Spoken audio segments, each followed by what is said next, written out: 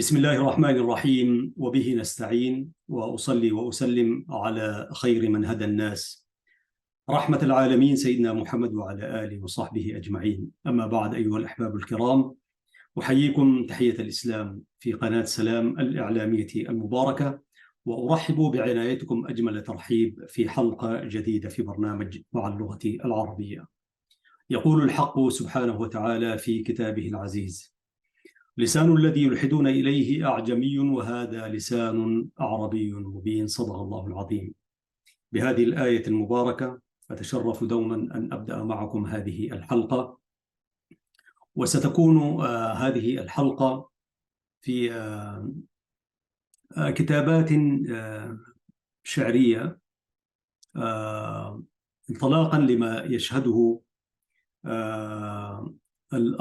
تشهده الأرض الحبيبة فلسطين، وتحديدا قطاع غزة والشعب الفلسطيني عموما، جراء ما يواجهونه من ظلم عالمي جائر على حقهم في الأرض والعقيدة والعروبة والإسلام، وكذلك لأنهم في رباط. وأنا سأقرأ عليكم ما كتبته قبل أيام، وقفة مع أهلنا وأحبابنا في فلسطين الحبيبة، وذلك انطلاقا من قوله تعالى: وأعدوا لهم ما استطعتم من قوة ومن رباط الخيل ترهبون به عدو الله وعدوكم وآخرين من دونهم لا تعلمونهم الله يعلمهم، إلى آخر الآية. وإنما المؤمنون إخوة. وكما قال الشاعر: لا خيل عندك تهديها ولا مال، فليسعد النطق إن لم تسعد الحال. وحقيقة يعني هذا العالم الظالم الذي نراه ليس صباح مساء ولكن في كل لحظة، وأبرياء يقتلون ويذبحون ويبادون، ويتم عليهم تطهير عرقي من هذا العالم الظالم الذي لا يعرف للإنسانية شيء، ولا لحرمة الدماء شيء، ولا لحرمة الأبرياء، ولا لحرمة المؤسسات. يعني في وضح النهار يمارسون ظلما العالم كله. يعني الغزاويون الفلسطينيون اليوم يواجهون العالم، وليست تلك اللقيطة الدويلة صغيرة يعني، لكنهم يواجهون طغيان عالمي وتجبر عالمي واستكبار عالمي واستعمار واحتلال. من يستطيع أن يثبت أن أولئك الشذاذ الآفاق الذين أتوا إلى أرض فلسطين، من يستطيع أن يثبت على أنهم هم أصحاب أرض؟ ولكن أصحاب الأرض هم الذين يذبحون اليوم في وضح النهار. يعني بنايات تنهار على رؤوس ساكنيها الأبرياء من الأطفال والنساء والشيوخ والعجزة والمسنين. يعني وصلت المرحلة عزيز المشاهد، يعني هذه المأساة وصلت بنا إلى درجة أنه الناس لا يستطيعون أن يدفنوا شهداءهم، يسمعون أنينهم ويشاهدون أشلاءهم مقطعة، ويطلب الشهيد الميت هذا فقط يحتاج إلى أن يوارى جثمانه، لكن أصبحت قبورهم هي تلك البنايات والعمارات الشاهقة التي انهارت عليهم. لا حول ولا قوة إلا بالله.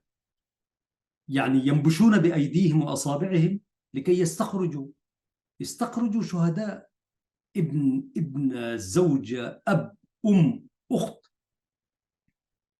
ويشاهدونهم هم يفارقون الحياة، وإكرام الميت دفنه.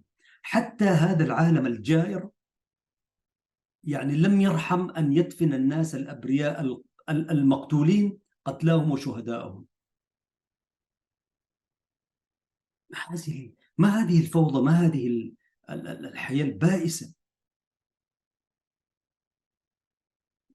ونكاية وإجراما وتعمدا أنه حتى بالدخول البري، يعني تسير المجنزرات والدبابات على العماير والبنايات التي دمرت تماما، ليموت آخر من تبقى منهم تحت الأنقاض. تسير عليهم المجنزرات التي فيها الأطنان وما إلى ذلك. أما ما يرجم به من أسلحة فتاكة وأسلحة محرمة دوليا، حدث ولا حرج. والله ما كل من في قلبه شفقة ورحمة لا يستطيع أن يستمر لمشاهدة 3-4 دقائق، واستمرار أكثر من شهر، يعني قتل متعمد وإحراق وإبادة جماعية، والعالم يتفرج، والعالم الإسلامي والعالم العربي، كل العالم متآمن. ولذلك أنا كتبت قافية شعرا أقف مع أولئك المظلومين. والواحد يعني فعلا يعني ما الذي نملكه؟ نملك الدعوات ونملك التبرعات إذا استطعنا، وفي نفس الوقت يعني، ولكن مع كل ذلك والله الواحد يخجل. ولذلك أنا بديت بأول مفردة: خجلا. يعني من فيه قلب حي وضمير يخجل من أن تستمر حياته ويشاهد ظلم قدامه، يعني ولا يستطيع أن يفعل شيء. أما بني جلدتنا من المسلمين والأعراب وما إلى ذلك فيعيشون في وادي آخر. نعم، شعوب تتظاهر هنا وهناك، ولكن أين الذين بيدهم شيء؟ يعني لم يستطيعوا أن يقولوا كلمة حق في وجه ظالم متجبر وغطرسة وإبادة واستهجان واستنكار واستعباد واستحقار واستهتار. ولذلك قلت خجلا، خجلا أشق من الدموع طريقا، خجلا أشق من الدموع طريقا، وأهيم في بحر الضياع غريقا. حقلي وقد تساقطت أشجارها، فوجدتني في مهمه معلوقا. خجلا أشق من الدموع طريقا، وأهيم في بحر الضياع غريقا. حقلي وقد تساقطت أشجارها، فوجدتني في مهمه معلوقا. أتنادى آمالي وآلامي التي قد جاوزت في الخافقين ربيقا، لأصوغ من طين الهزائم هبة، أمسي وأصبح خائفا ورفيقا للحزن، للأسقام، للعسف الذي قد شلني وأحالني عمليقا. أتنادى آمالي، أتنادى آمالي وآلامي التي قد جاوزت في الخافقين ربيقا، لأصوغ من طين الهزائم هبة، أمسي وأصبح خائفا ورفيقا للحزن، للأسقام، للعسف الذي قد شلني وأحالني عمليقا. كل العماليق الذين تبعتهم، كل العماليق الذين رأيتهم في دنيتي قد هرقوا تهريقا. نعم، كل العماليق الذين شهدتهم في دنيتي قد هرقوا تهريقا. غير الأولى، غير الأولى شعل الهداية والنهى، رسل الشهامة أسرجوها بريقا. هبوا لدين الله هبة صادق، هبوا لدين الله هبة صادق، قد بايعوه الصادق المصدوقا. حملوا لواء الحق، حازوا نواله، عاشوا لدينه شرعة وحقيقة.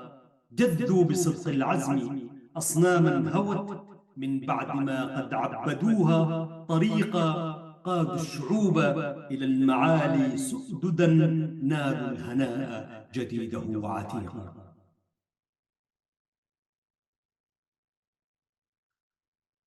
غير الأولى شعل الهداية والنهى،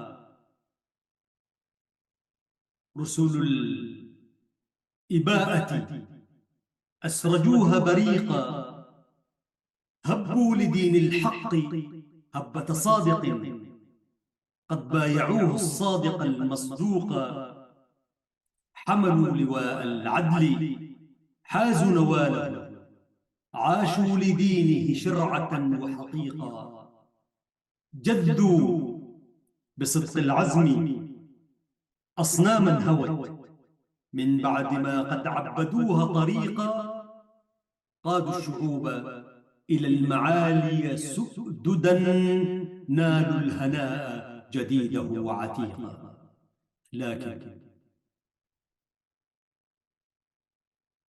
لكن من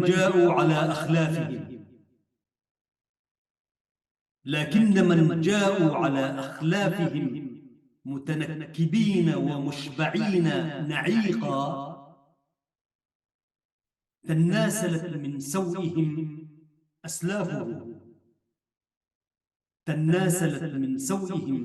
أسلافهم، جبنا وذلا زفرة وشهيقا، تخموا من الإذلال حتى أشبعوا فاستخلفونا دمية ورقيقا. تخموا من الإذلال حتى أشبعوا فاستخلفونا دمية ورقيقا، يستبشرون بنعمة أوحى لهم مستعمر مستكثر زنديقا.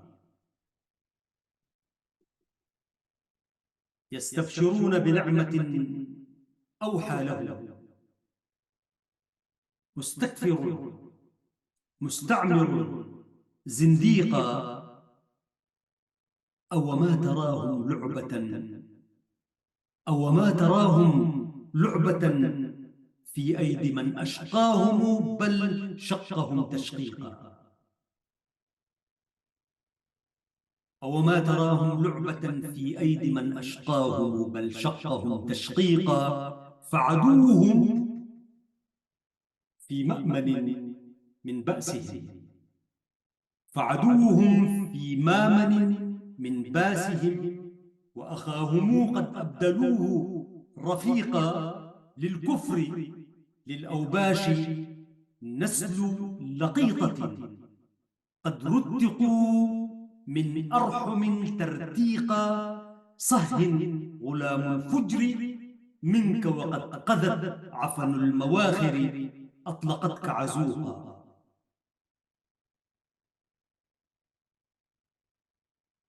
للكفر للأوباش نسل لقيطة، قد رتقوا من أرحم ترتيقا، صهن غلام الفجر منك وقد قذت عفن المواخر، أطلقتك عزوقا.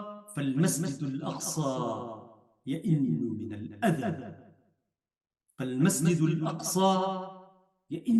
الأذى، من بعد شأو قد غدا ممروقا، هدما وجورا والمذلة بيننا ترعى وتبني عندنا أنفاقا. فالمسجد الأقصى يئن من الأذى من بعد شأو قد غدا ممروقا، هدما وجورا والمذلة عندنا ترعى وتبني بيننا أنفاقا. والقاسطون ومن تنزل وردهم، وقرود نسل أصبحوا ترياقا. والقاسطون ومن تنزل وردهم، وقرود نسل أصبحوا ترياقا. ويحي صفاقة جب أحنى له شيطان عصر الجور عاد وثاقا. هم أطعمونا ذلة ومهانة، وبنو اليعارب أشبعون نفاقا. وبنو الأعارب مثلهم في غيهم قد أدمنوا التصفيق والإملاق.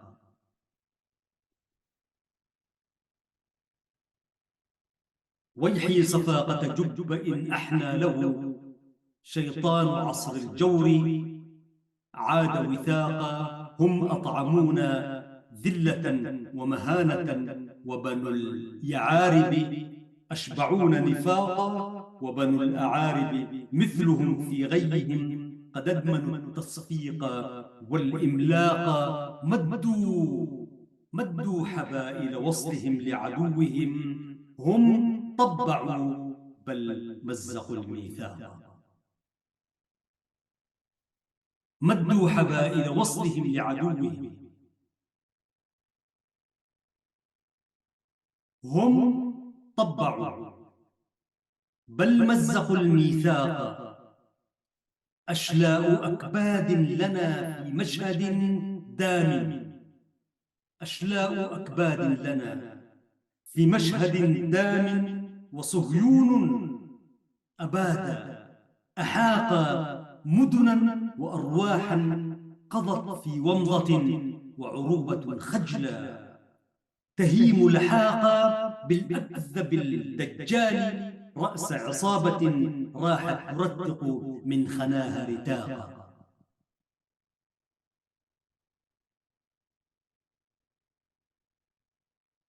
أشلاء أكباد لنا في مشهد دام، وصهيون أباد أحاق مدنا وأرواحا، هوت في ومضة وعروبة خجلة، تهيم لحاقا بالأكذب الدجال، رأس عصابة راحت ترتق من خناها رتاقا، وتزود المأفون أطنان البلا، حمما من التسليح شد عناقا.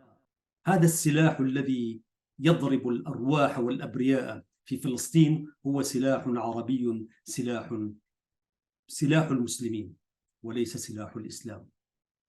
كل الأطنان التي تقع على أولئك هي بأسلحة من بين أيدينا، أسلحة عربية وأسلحة من دول إسلامية، وإلا ذلك الغرب الكافر ليس له طاقة ولا ليس له قدرة.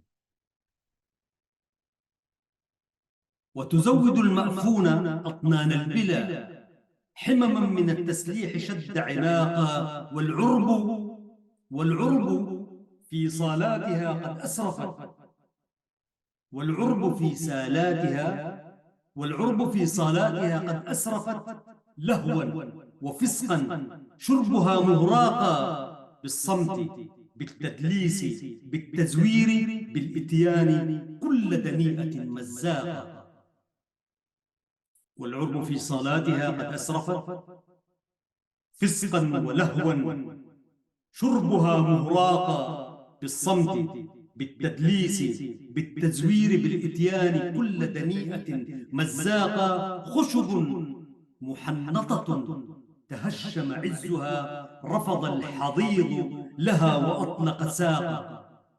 خشب محنطة تهشم عودها، رفض الحضيض لها وأطلق ساقا، وتخالها من سوء هون مفرط، جثثا تمد إلى النجاة نطاقا. هلا رأيتم جثة مدفونة شدت إلى حبل الحياة عناقا. خشب محنطة تهشم فخرها، رفض الحضيض لها وأطلق ساقا، وتخالها من سوء هون مفرط، جثثا تمد إلى النجاة عناقا. هلا رأيتم جثة مدفونة شدت إلى حبل الحياة نطاقا. نفسي يقتلها الهوان، نفسي يقتلها الهوان وزيفه، دعك التجاسر أعشق الترياق. نفسي يقتلها الهوان وزيفه، دعك التجاسر أعشق الترياق. أتبع سفالة من تراه ميعا، أتبع سفالة من تراه ميعا، عشها مذلا خانعا مزهاقا.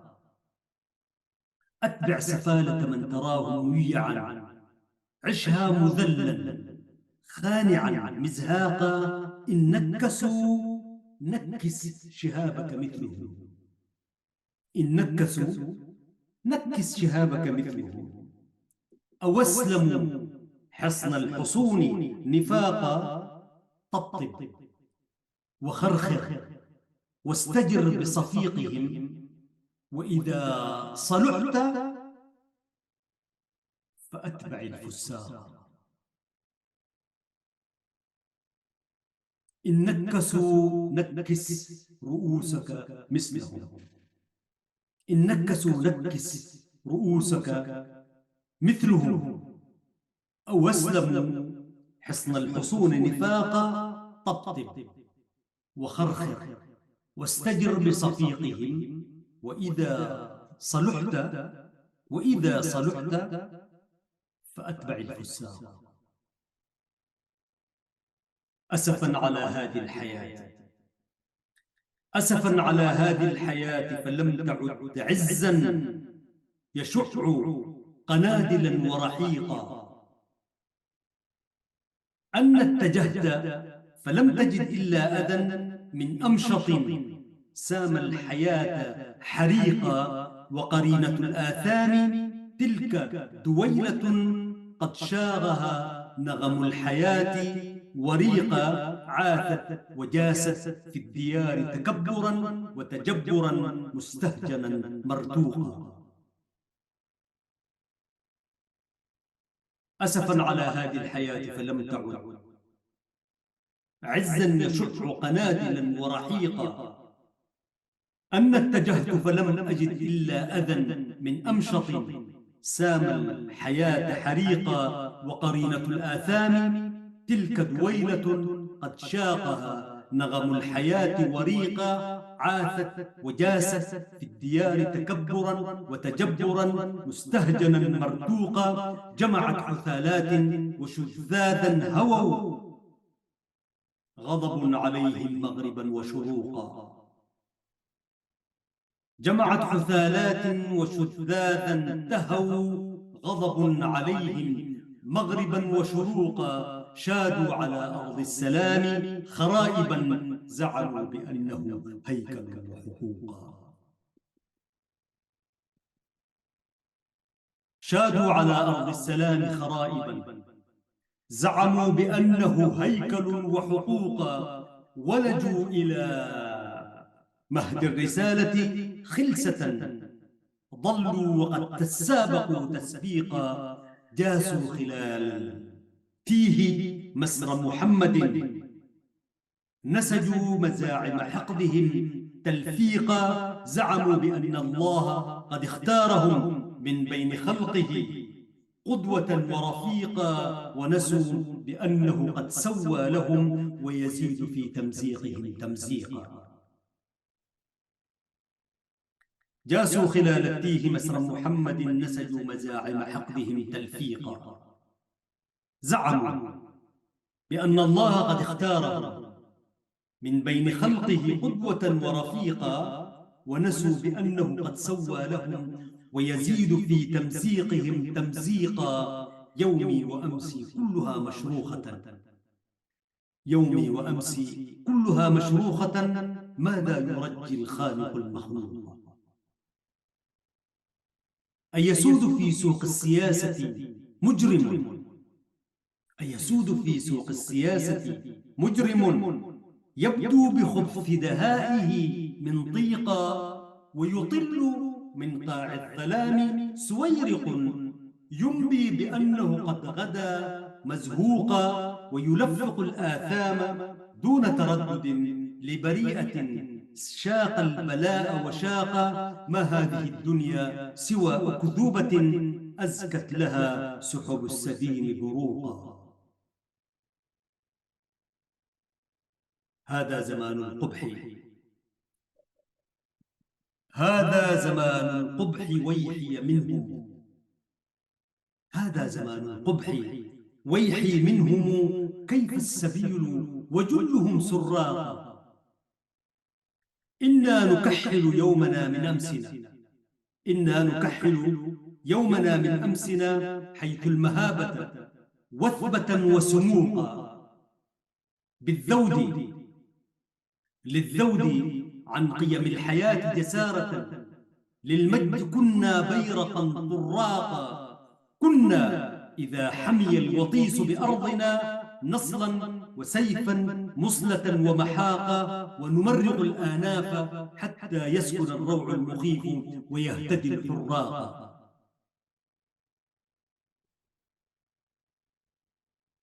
كنا إذا حمي الوطيس بأرضنا نصلا وسيفا مصلة ومحاقا ونمرغ الآناف حتى يسكن الروع المخيف ويهتدي الحراق. ظلنا نذل غضافرا وبواسلا لأوامر الأحرار عاش رقيقا شدنا السلام جناحه في الخافقين مهفهفا مستأنسا وطليقا وإذا تطاول جاهل متطاولا كنا له في الحالتين حريقا. وإذا تطاول جاهل متطاولا كنا له في الحالتين حريقا. لم نترك المأفون إلا مسخة هانت وولت في الخلال شقاقا. رسل العقيدة أنا منكم أنسيتم الكرار والفاروق أتخيفكم تلك اللقيطة ويحكم هي كذبة قد لفقت تلفيقا.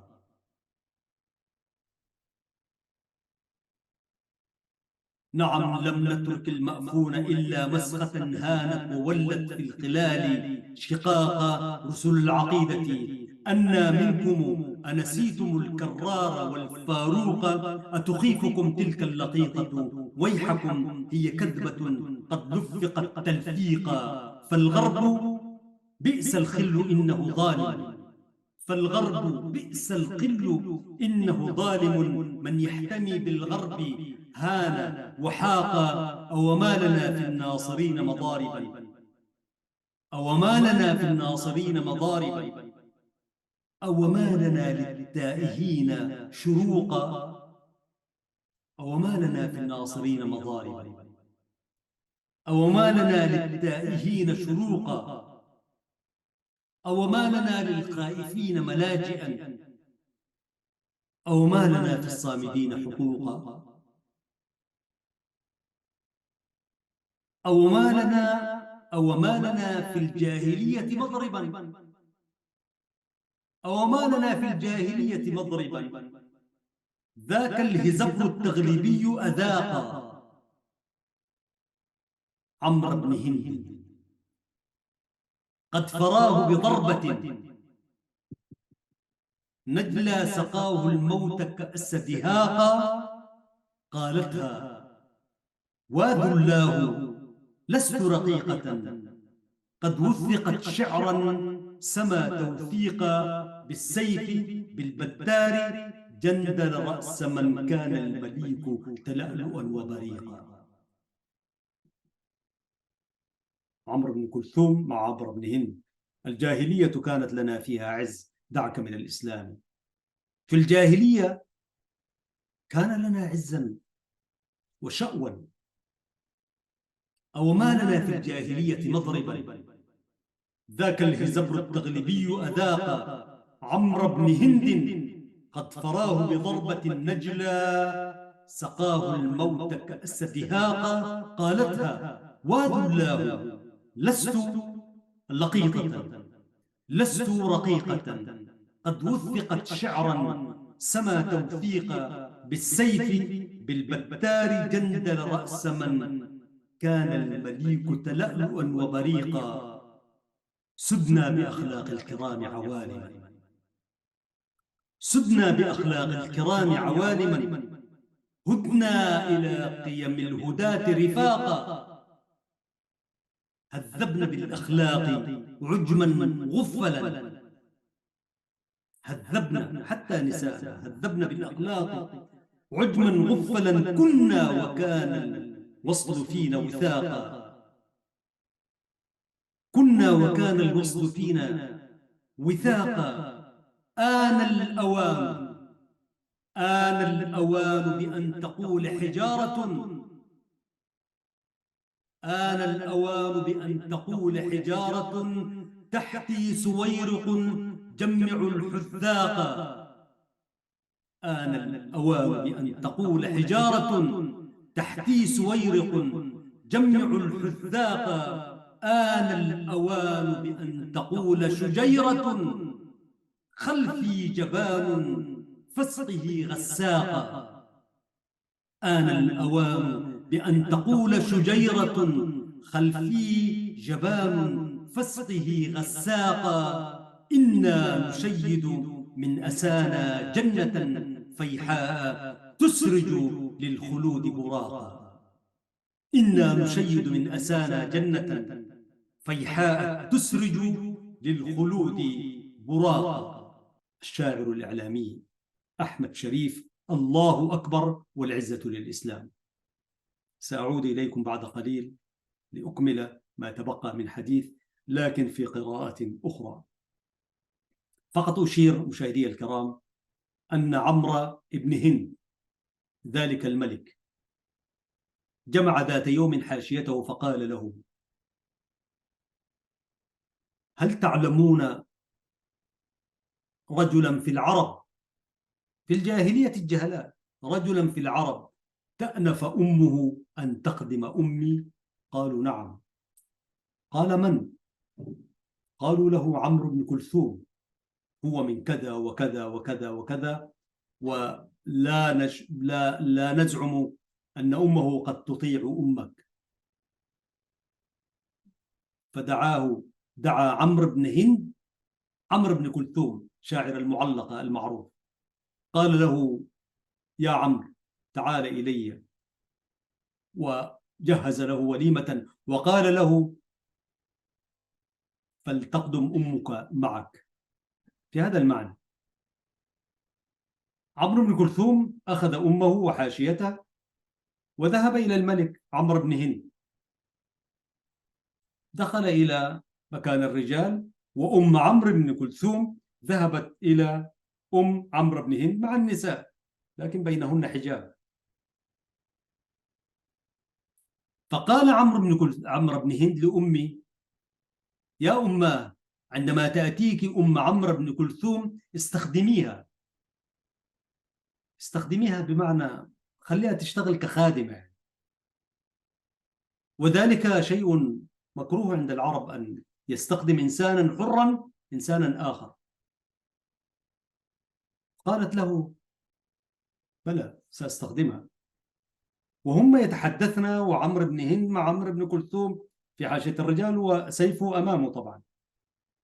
فقالت عمرو بن هند: يا هنا، ناوليني ذلك الطبق، كما حكاه أستاذنا فراج الطيب يعني رحمة الله عليه. يا هنا يعني يا هناية مثلا، أو يا زولة، يا فلانة يعني. يا هنايا ناوليني ذلك الطبق. عمرو بن كلثوم قالت لها: ما هي فارس شاعر، وهو ابن من يعني؟ جده وأمه وخاله وأعمام كلهم العز. قالت لها: صاحب الشأن يقوم بخدمة نفسه. تغافلت عمرو بن هند قليلا، فقالت لها مرة: يا هنا ناوليني ذلك الطبق، يعني الصحن ولا حاجة. قالت لها، حمرت لها يعني، قالت لها: قلت لك صاحب الشأن أولى بخدمة نفسه. ففي المرة الثالثة قالت لها: يا هنا ناوليني ذلك الطبق.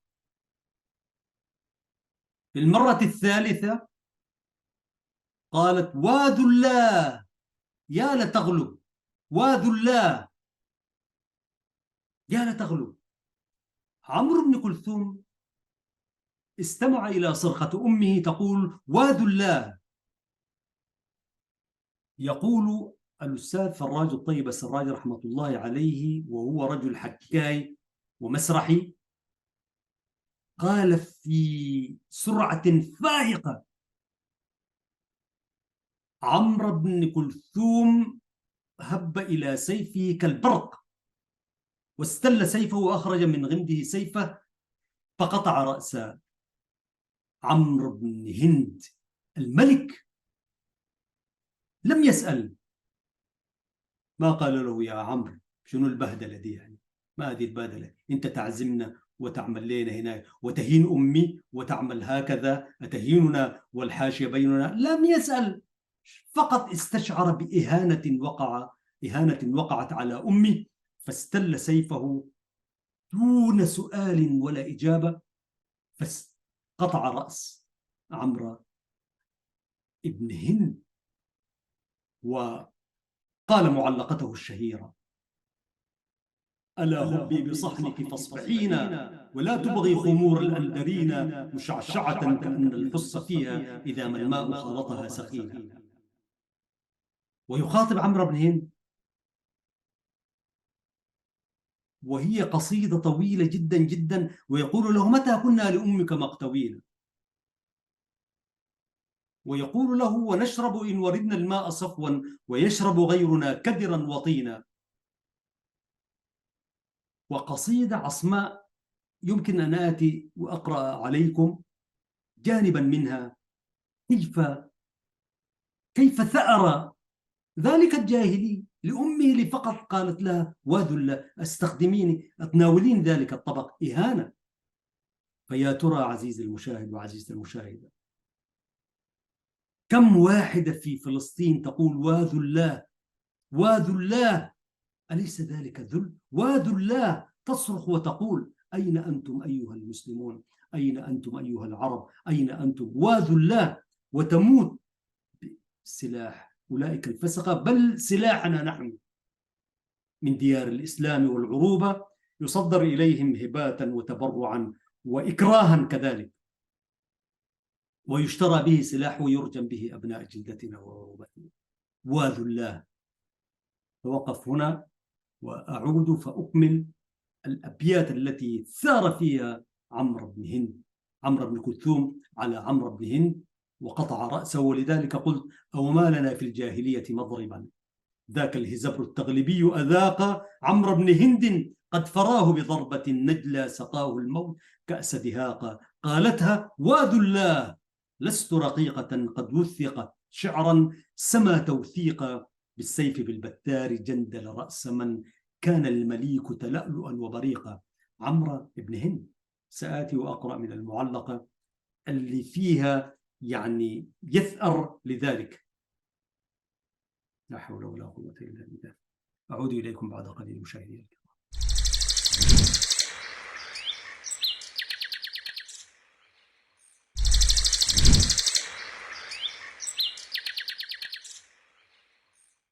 مشاهدينا الكرام، عدت إليكم لأكمل معكم قرابة 12 دقيقة أو 13 دقيقة فقط لنكمل هذه الحلقة.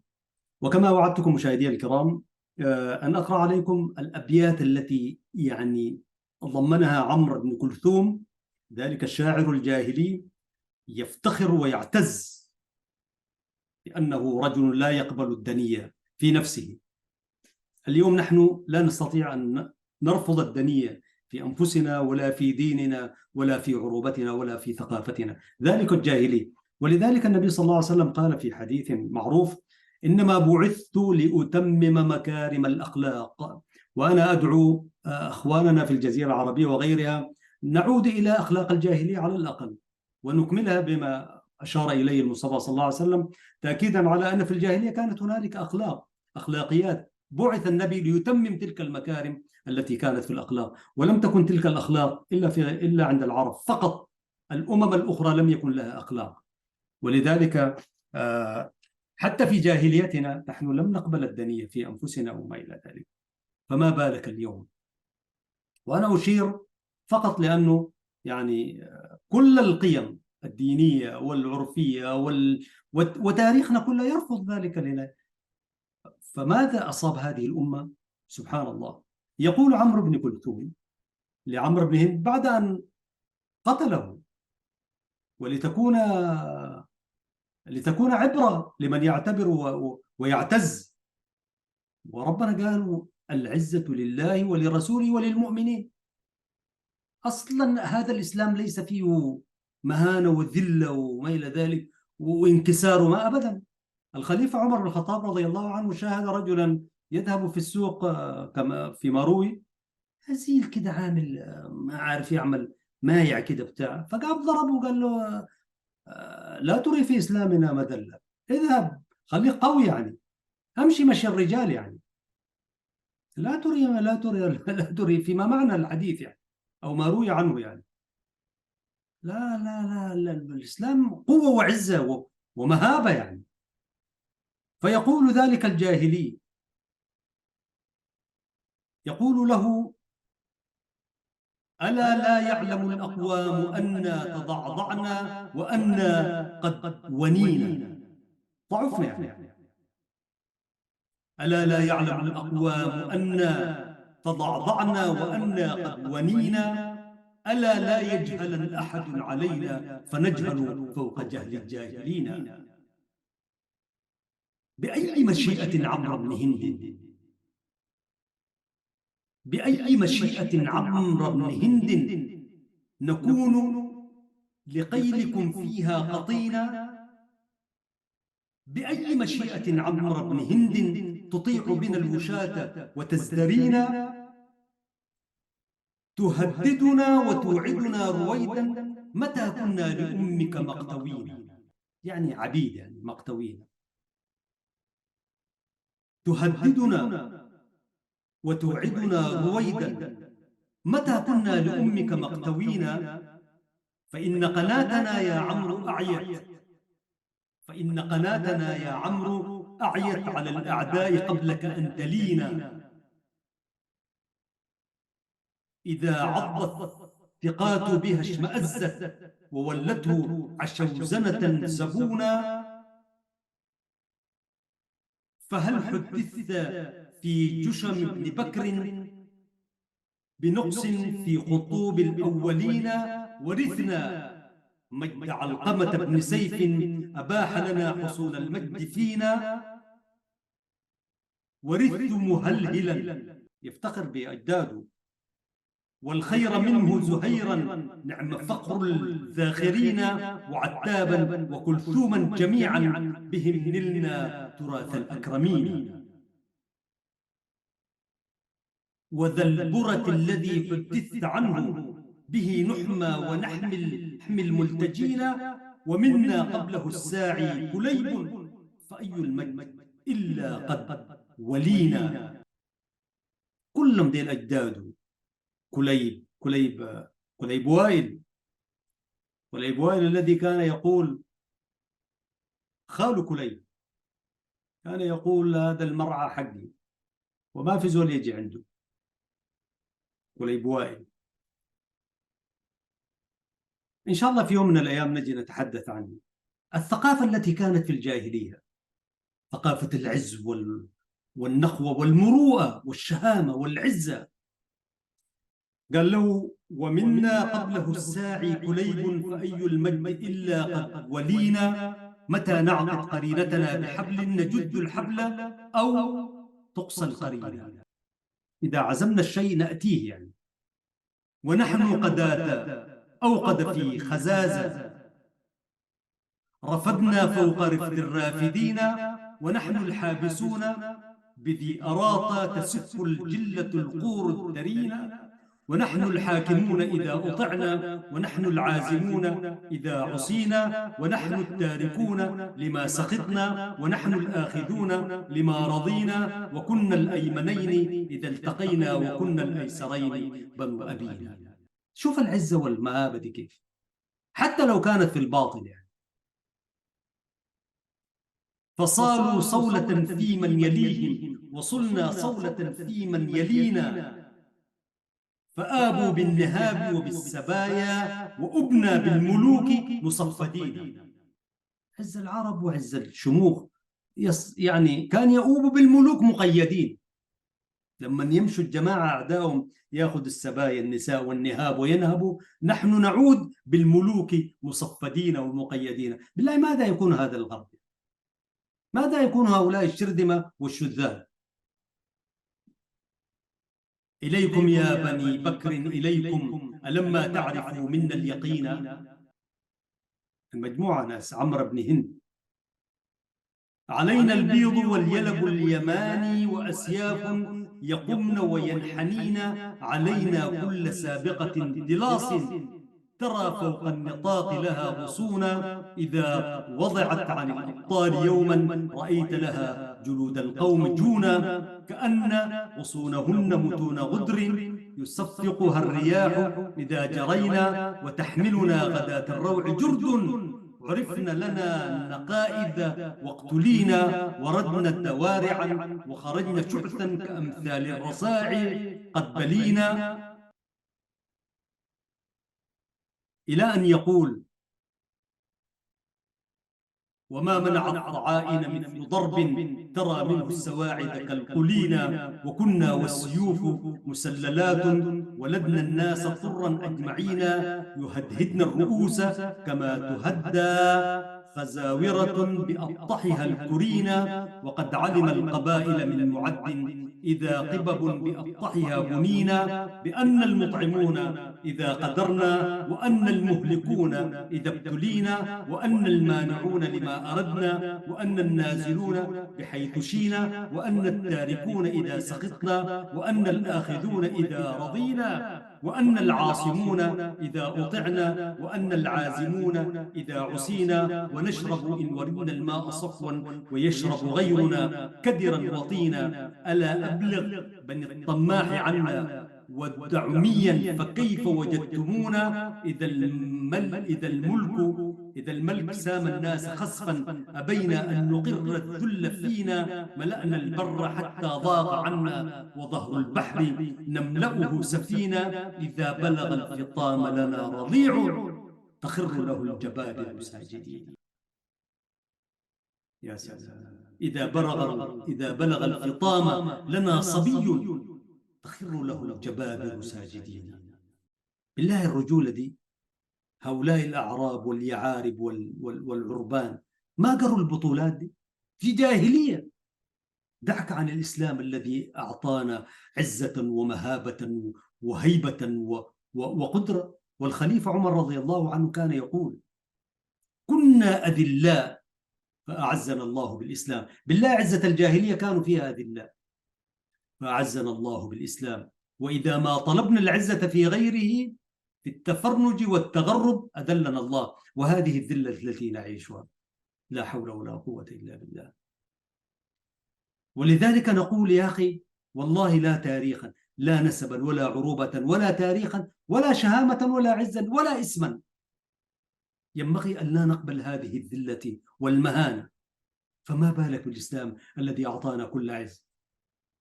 وأنا أحيي عبر هذه الحلقة أولئك الذين حتى من بني جلدة أولئك الصهاينة والأبالسة من بني إسرائيل، هنالك من يقول الحق اليوم، وكثير من الذين نطقوا بكلمة حق وقالوا: نحن لا نؤيد هذا الدمار وهذا القتل وهذا التطهير وهذه الإبادة الجماعية.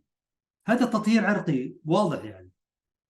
وغير ذلك برضو من شعوب الغرب كلها، يعني الشعوب الحرة والضمير الحر بدأ يطلع ويندد ويفند ويدين هذه المحرقة التي يعيشها الفلسطينيون في قطاع غزة وغيره، حتى في الضفة الغربية يعني. والأبواب مفتوحة ومشرعة إلى دول الطوق يعني. ولذلك برضو يعني نشد صوتنا إلى أولئك أصحاب الضمائر فنقول لهم: قلتم قول حق أمام حكام ظالمين. سأتوقف هنا عزيزي المشاهد وعزيزتي المشاهدة في الجزء الثاني من هذه الحلقة في قناة سلام الإعلامية المباركة. وفي الختام لا نستطيع إلا أن نقول أو يعني ندعو الله سبحانه وتعالى أن يرينا آية في أولئك الظالمين، وهو القادر على ذلك. اللهم أعز الإسلام والمسلمين، وعلي وانصر كلمة الحق والدين، وأهلك الكفر والمشركين والظالمين أعداءك أعداء الدين. اللهم خذ بأيديهم وانصرهم على أعدائهم، أعداء وأعداء الإسلام وأعداء العروبة وأعداء العزة والهيبة والمنعة والصول والطول. اللهم أنصر الحق وأرنا في الظالمين آياتك ومعجزاتك فإنهم لا يعجزونك. يقول الحق سبحانه وتعالى في محكم تنزيله: لسان الذي يلحدون إليه أعجمي وهذا لسان عربي مبين. صدق الله العظيم. كنتم مع حلقة في برنامج مع اللغة العربية من قناة سلام الإعلامية المباركة. برنامج مع اللغة العربية يعده ويقدمه أحمد شريف. تحياتي مع زملائي في المونتاج والإخراج. السلام عليكم ورحمة الله وبركاته.